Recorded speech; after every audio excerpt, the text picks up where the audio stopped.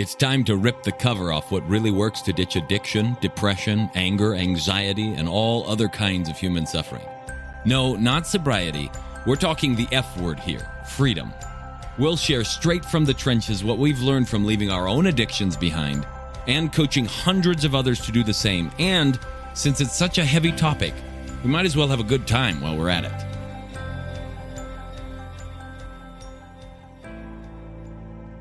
Hey guys, welcome back to the Alive and Free podcast. Today, this is episode number 11. We're going to talk about the addiction myth. Basically, how words and ideas created a problem that didn't exist. We get to do some myth busting today. It's going to radically shift. If you've ever heard of addiction, heard people talk about addiction, encountered addiction, if you have struggled with it yourself, been to any recovery programs or anything, the common language of addiction as a disease and things that are going on is rampant all over the world. And it's such an entrenched concept that today we're going to challenge some thinking. And what I want you to do is, if you're going to listen through this, is consider the possibility that we're all wrong.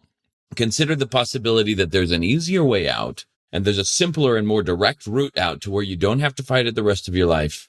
And you can just move on and live a beautiful life. So we're going to go do some myth busting today to help you with that. We're going to address a couple of words, tackle a few things. It's going to be a wild romp through a little bit of history.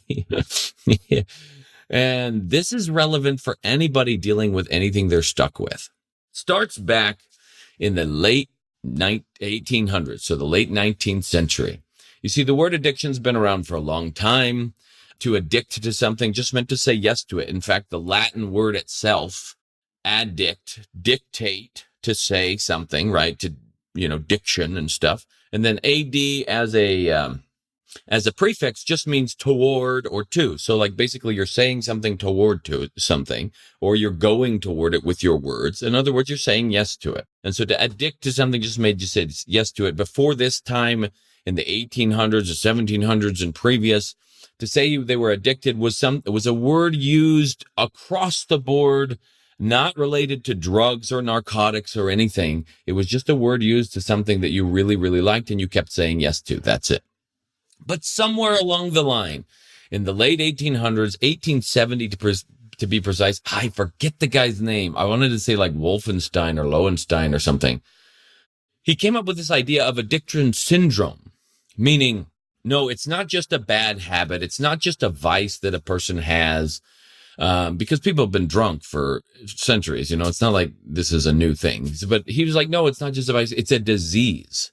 And the idea of a disease started to enter into the mind of those who were trying to treat it and give people help, because people have been trying to help with this for a long time too. So somewhere later that decade, 1879, a man by the name of Keeley, forget his first name, he came up with a clever marketing slogan. He said, alcoholism is a disease and I can cure you. Now, nowadays, if you said that in any kind of marketing slogan, you would be banned from pretty much all ad platforms because you're not allowed to declare that you can cure somebody of anything. And in fact, from what I understand, according to the FDA, the only cure for a disease itself must be done with a drug. If a disease goes away by any other means, it's not called a cure. So there we go. We have this problem, this conundrum in modern society. But back then it was okay.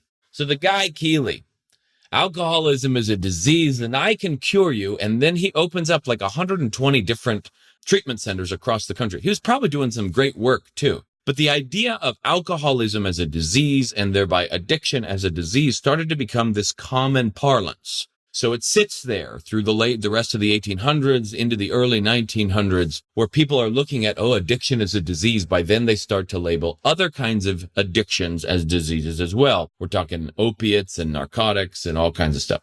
So in 1927, Edward Torrance and Arthur Light, they studied a total of 861 street narcotics addicts at Jefferson Hospital. And they brought them all together, and these, even though they're subjects, they used higher doses than, most street users use today, but they'd been addicted for a lot of time, and they wanted to just examine them. Let's look and see, if addiction is really a disease, can we actually pinpoint it? Can we find it out? Can we isolate it like we've isolated the cold or the flu virus or anything like that? Can we actually find it so that we can cure it? Very good and noble enterprise. So they take these guys in, they put them through their paces. They're doing all these biometric tests and other types of things. And then, of course, they go through and they're going through withdrawals, and they're testing and trying to see what they can figure out inside of withdrawal symptoms and all this other stuff. And these patients, of course, they go nuts because withdrawal symptoms are huge. Everybody has heard the withdrawal symptoms are nasty. And so some of them have big symptoms. Others don't have as many. Some of them are screaming and declaring that they're going to quit the research unless they get their morphine injection. And so what the researchers did was injected them with sterile water. That's it. Symptoms go away. Others are pleading, crying, and they just get told sternly to stop, and symptoms go away. Others have them just kind of shut down. Like, there's a variety of different withdrawal symptoms depending on the person. But in every case, it turns out that if you just looked at the data, there was no evidence of withdrawal anywhere from a biological standpoint, meaning not caused by a disease, not caused by something going on inside the system. It was purely psychological. And as they finished up their research, they're looking at it going, look, there's no such thing as a disease addiction. But by then it had already been 50 years. By then it had already been long enough for everyone in the public mind and the public consciousness to be aware that no, addiction is a disease. And it didn't take much longer. By 1944, the 12-step programs were deeply entrenched. Alcoholism is a disease. This is where they started with.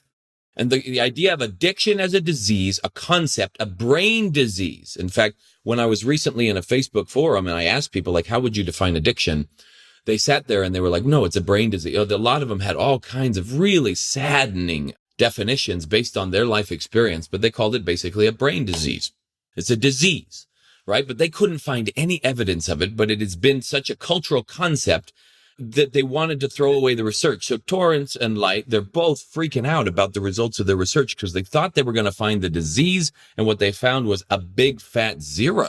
And so they justified themselves in the research, and they said, hey, just because it looks like the withdrawal symptoms are huge for a patient, and just because it's so convincing when you're sitting there watching them in agony, don't let that fool you into believing that there's actually something physiologically causing it. It's because it's not there. Really take the time to look at the data. But already the damage had been done. And never mind the fact that there have been loads of research studies done over the years. Ever since then, a guy by the name of Stanton Peele is probably the forerunner of this type of research, where he's collecting all this data. He calls it The Diseasing of America, I think is the name of his book. Collecting all of this data, where over the years, people time and again have discovered that they get these inconclusive results that basically tell them, look, what you're looking for doesn't exist. But the researchers are so dyed in the wool that addiction is a disease that they simply say at the back of their research, well, obviously, like, we set up the experiment wrong or the research has gone bad. So here we have this conundrum, this idea that addiction is a real thing, that it's a disease that people have, and yet if you cut open any person who was struggling with addiction, you would never be able to find it. It's not a real thing. You could find a virus. You could find a bacterium. You can find nerve endings. You can find, like, if a person is a smoker, you can find tar in their lungs, but that's not addiction. That's tar. You put tar in anyone's lungs, it'll have a negative effect, whether they smoked it or not. Same thing with pornography addiction, any kind of other addiction. You have this problem that it's not a real thing. So where did it come from? Let's simplify the situation. We're looking at two people. They're doing some behaviors that are wrecking their lives. And one of them you go to and you're like, dude, just stop. So he stops. Another one you go to and you're like, stop. And he's like, I know, I'm trying. And he tries, but he can't stop. He keeps going back to it. And so you're going, what is the difference between these two people? Well, maybe this one on the left is constitutionally wired for it. Maybe there's something inside him that says yes. And I'm not talking about like genetic predisposition to alcoholism or other types of things, that the fact that your parents did it might predispose you toward it. That's really highly suspect kind of research. There's a lot of correlations there, but not causation. The same with diet. Like a lot of scientific research, you always have to hold in a little bit of suspicion, because the question isn't just, well, who's paying for the research, but also what's the background of the researchers and what's their agenda, their own agenda. And then also, What kind of test subjects are they studying? And are those actually good test subjects to be studied? Like, there's so many different variables that go into it, which is why science is an ongoing process of discovery.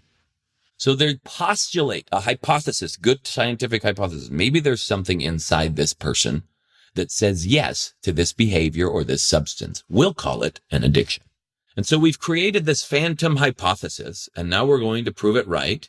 Well, it's really difficult to prove it right. We've tried. Whenever we try and put it to the test, it vanishes. But we all believe it's right. So by some level of confirmation bias, this addiction thing is real. And now we've got to go solve it.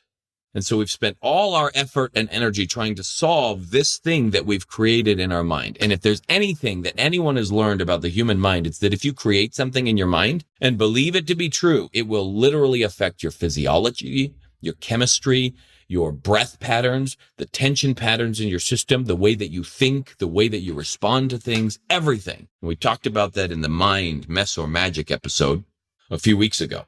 So I want you to really consider this. If you believe addiction is a real thing, then you've got to go solve it. And the problem is the real thing, addiction, is defined as something that is unsolvable, uncurable, that the best thing you can do is manage it and cope with it. So not only have we created a fantasy problem, we've created an incurable fantasy problem that we're trying to cure. It's a paradox. It's impossible. You cannot do it. Doesn't matter how many arrows you shoot at a ghost, it'll just go all the way through it and not make a hill of beans difference. So then what's really going on? That's the question. What's really going on inside of a human body where a person cannot stop doing certain behaviors or looking at certain things? So let's make the lay of the land a little bit more clear before we dive into that. First, the way that the history went was, first, it's just a bad habit, meaning it was a moral vice. It was on you. It's your responsibility if you've got these habits and behaviors. Then we outsource blame a little bit and we say it's an addiction, meaning it's a disease that you have. It's not my fault. It's an addiction. Now, nobody's trying to put off blame. The people that I met, the people that I talk to all the time, they're not trying to blame other people necessarily for their stuff. But, the reason for it is this. It's not me. It's this. I have an addiction. I can't control myself. And at the moment they can't, but they don't understand the reasons why. And it makes them feel powerless. You're just powerless over your addiction. That's basically step 1 of the 12-step program, to declare your powerlessness. And if you believe that you're powerless, guess what? How many times you got to say that before that suddenly becomes untrue to you and your mind and body start to behave in a different way? How long is it going to take? My guess, never. If you keep saying you're powerless and you believe it, your body is going to behave and act as if you are. And you'll keep going back. You'll keep being powerless over the addiction. If you or someone you know is looking to drop the F-bomb of freedom in your life, whether that's from addiction or depression and anxiety or just anything that's making you feel flat out stuck, but you have no clue how to shake it and just want help doing it, head on over to liberateaman.com and book a call where we can look at your unique situation and give you the roadmap you've been missing. So there we sit with this conundrum. Okay, we've outsourced it to a thing that has control over us. And nowadays we're trying to push it into substances that now create the thing that has control over us. There are addictive substances, meaning substances that once you take them, they create this thing in you and now you can't get off. But that's not really true because they've tried substances. And even in the research, people have just walked cold turkey away from all kinds of different drugs. And I've talked to people personally who've walked cold turkey away from meth, marijuana, cocaine, heroin, just smoking, all kinds of other stuff. But they struggled with pornography, obviously, or they wouldn't have been talking with me. Even though we've helped people with other types of addictions and behavioral problems, the same thing has happened, that they're struggling. But they've walked cold turkey away from all these things that are supposedly addictive substances. They just decided one day they were done and they left. And so the research indicates that there are no such things as addictive substances. So what are there then? There are things, substances, drugs, whatever on the planet that if a human being takes them, if you or I ingest them, shoot them up or snort them or whatever you do with them, they'll give you an experience of a high. They'll give you an experience of all different kinds of things that will it'll be, you'll have an experience, and that experience, you might like the experience, Why does a person like smoking? Do they actually like the smoke? Some people do. They like the feel of the hot smoke in their lungs. I've had some friends that love it. Some people like, like the drug itself. Okay, fine. And, what kinds of highs it gives you and whatnot goes over time. But a lot of times, well, why would you like smoking? Well, okay, it's maybe, or why would I like drinking a ton? Maybe it's just because it's helping me get an experience that's better than what I'm experiencing at a baseline in the rest of my life. And of course, I'm going to keep going back to it because it's better than what I have to live up to. Have you ever heard of people drowning out their problems with drink? Maybe it's not because they love drinking. Maybe it's not necessarily because they're quote unquote addicted to drinking, although they can kind of go unconscious and just go on a rampage.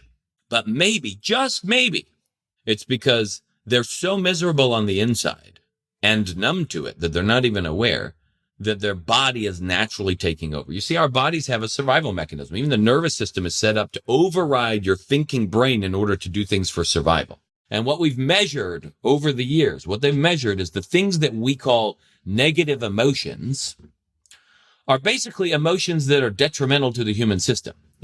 Anger is a really negative emotion. It operates at a certain frequency inside the system. It poisons different organs. The chemistry in it, the chemicals produced when a person is angry is poisonous to the system. It makes the system either acidic or whatever, too basic or whatever, and it messes with your chemistry, which reduces the function of your body, meaning your body's dying. At a certain point, if you get to a level where your body's going to redline, be like, dude, we got to get out of this or we're going to die. It's looking up at you going, dude, head, if you don't come up with something quick, I'm going to take over. So it's like you're sitting there in the Jeep, joyriding along, and finally, your body reaches up from the back seat with a crowbar, knocks you unconscious, or chloroforms you and throws you in the other seat, and then goes joyriding across the country because that feels better. It can create a different chemistry, a different feeling inside of it. So we've measured all of these emotions, these negative emotions, poisoning ourselves day in and day out, right? Day in and day out, we're experiencing this stuff. And this is just what's detrimental to humans. Maybe anger is really powerful for penguins. I don't know. But for humans, detrimental. Like anger itself has increased, risk of high blood pressure, risk of cardiovascular disease, length of life, increased frequency of strokes. There's a bunch of stuff that comes in association with people who are angry a lot that they've been measuring. I read a couple articles in the New York Times about it just a while back.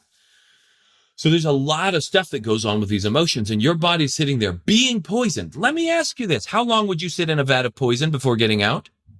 Someone's pouring acid into the pool and you see them pouring acid in. How long is it going to take you to jump out? Not long. Everybody I asked this question to, they're like, not long. Okay, cool. But what if you didn't know they were pouring poison in? Well, it depends on how sensitive you are, isn't it? Some people, they're going to wait till their fingers fall off before they realize there's a problem. Other people, they're like a shark, 1 part per billion. And they're like, there's poison in here. And off they go. And they leave because they're in survival mode. And that's all that's happening. So basically, a person is living their life rumbling around at a level where their body is really in a toxic state. So their body starts to override it and say, we need some kind of coping mechanism. We need to shift this fast. And at that point in time, they're just going to go to whatever they've learned has made it happen the best for them. Maybe that's drugs. Maybe that's alcohol. Maybe that's Facebook, for crying out loud. For me, it was pornography and video games. For other people, that's road rage. For other people, they can't stop arguing about politics. It doesn't matter what it is. Some people yell at their kids. It gets so toxic on the inside, they can't help it, so they just explode on people. Doesn't matter what it is. The whole point of it is your body's trying to get to a place where it can get away from the cheetah. Cheetah's chasing it, and the problem with survival is it's just looking for the highest tree it can climb. It's not really concerned about long-term health. So never mind that the tree is overhanging a cliff and very, very precarious. It's just away from the cheetah, off it goes, and maybe your life gets wrecked later, but that's not the concern of your body. It just wants to survive the onslaught of this acidic poison that's being poured into it, aka negative emotions. So here we have a conundrum. Oh, this person has an addiction. It's a disease. It's something that we cannot heal. And yet we can't find this disease. We can't isolate it. There's nothing there. Like every time we try, there's like zero evidence that it's there, except that everybody believes it's the case. And by confirmation bias, we keep looking for it, even though it's not there. When what if it's much simpler? What if it's as simple as, why does this person keep going back to it? Have you considered the possibility that it's because they're so miserable on the inside that they're just looking for anything to help them experience life at a greater level than what they're experiencing right now. They just want to feel better. And for me, porn felt better than what I was living at. And for me, video games felt better than what I was living at. And only when I learned how to find what was causing the misery in the first place, that root issue. And sometimes there are multiples in people, depending on how you've lived, what's gone on in your mind. And once I find and solve that, and then also develop the skill sets that enabled me to live life at a level above the rung on the ladder where porn lives, then I don't go back to it anymore. Not because I'm immune to it, but because it's not even an option. It's a step down. Why would I go there? Not because I have to fight it or worry about it. Not because we built a huge wall to protect our country from pornography, but simply because I live at a different level. Now, we're going to talk a little bit more about that next time as we continue this and talk about our number one priority in solving this issue. But just for now, consider this possibility here, right? There are words and ideas. There are words and ideas that you have been taught, that you have inherited from people who you assume are authorities, that may not actually really truly represent what is real and true in the world. The word addiction has been unhelpful, and it has actually created more quote-unquote addicts than maybe we would have had if the word hadn't been around. There's no way to know that because, well, history was what it was. The word relapse. What if there's no such thing? Can you find a relapse anywhere on the planet? Take it out to dinner? Can you cut a person open and find relapse inside them? No. It's a label and an interpretation and a judgment and a story that we create out of events. And because of that word, addicts all over the planet are beating themselves up and feeling like they're back at the beginning when the reality is they're not. They're in the same place they were right when it happened. The only question is, what are you going to do with it? What other words or ideas or laws have you been given that you could challenge? Because here's the thing, even the laws of physics, we use the word law as if it's a fact, but a law of physics is nothing more than what a human being created. We created the laws of physics. They're descriptions of what we have observed, and the reason they keep getting updated is because we kept observing new things, right? The laws of physics, at least a while ago, said that a bumblebee couldn't fly. Is it breaking the law? Do you need to, hunt it down and give it a speeding ticket? Is it really concerned about? No, it's just doing its thing. The real laws of reality are what are in operation all around us. And all these things we think are the laws about how life works and about what's really going on, those are just one person's ideas. And guess what? The people that are saying addiction can't be cured, the people that are saying that addiction even exists, these are people that are only speaking from what they know, from what they've been able to observe. And what if they haven't observed everything? And what if the most powerful thing that could help you live an amazing life is outside the scope of their experience? So anybody that's putting limitations on you or telling you you're stuck, I hereby give you commission. If I had a sword, I'd put it on your shoulders. I hereby dub you sir or siress. Is that the woman term? I don't know. Sir or siress doubter. I give you permission to doubt your limitations, to doubt the limitations other people place on you, and to seek to understand better. Because the moment you doubt, the opportunity to learn something new comes in. The moment you can accept that maybe you're wrong, the longing to know arises, and you might just discover a better, simpler, more powerful path. That's how it's happened with me. I gave myself permission to doubt what I was being told.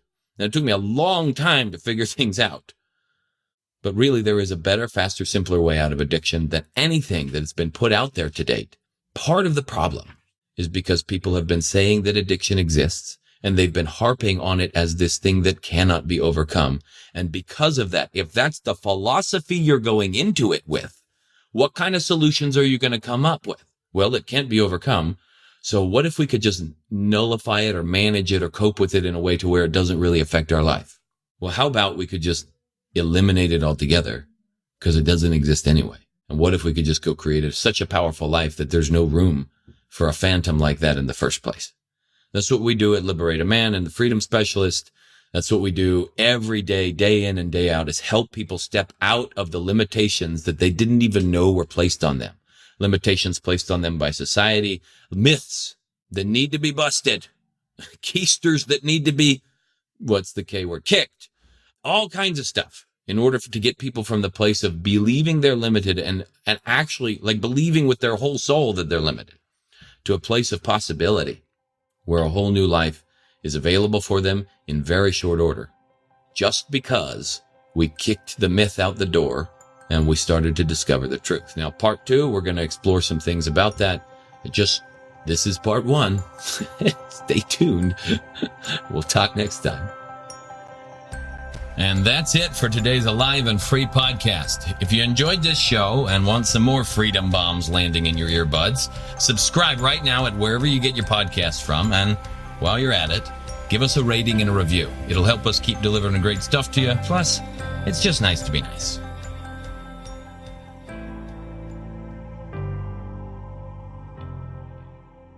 This is thepodcastfactory.com.